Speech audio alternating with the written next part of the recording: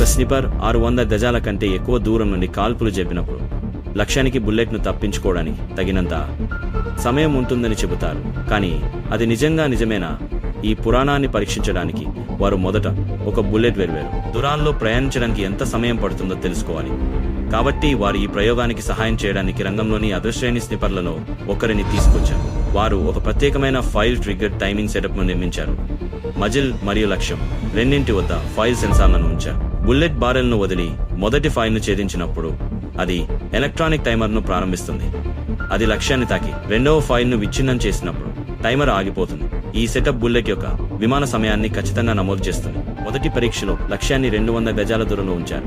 Bullet ఆ దూరం కేవలం 231 సెకండ్లలో ప్రయాణించింది. రెండో పరీక్ష 500 గజాల దూరంలో ఉంది.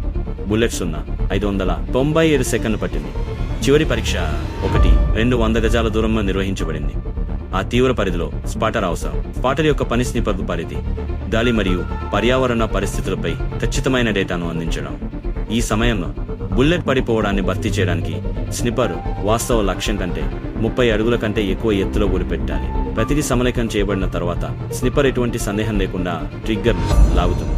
200 గజాల షాట్ కోసం కొలిచిన విమాన సమయం 791 సెకండ్.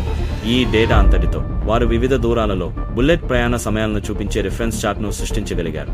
ఈ చార్ట్ను ఉపయోగించి మీరు ఏ దూరాన్నైనా ఎంచుకోవచ్చు మరియు బుల్లెట్ రావడానికి ఎంత సమయం పడుతుందో తక్షణమే తెలుసుకోవచ్చు. సిద్ధాంతపరంగా మీరు ఆ సమయ విండోలోపు స్పందించగలిగితే మీరు బుల్లెట్ను తప్పించుకోగలుగుతారు మరియు అది మనల్ని పరీక్ష యొక్క రెండవ దశకు తీసుకొస్తుంది.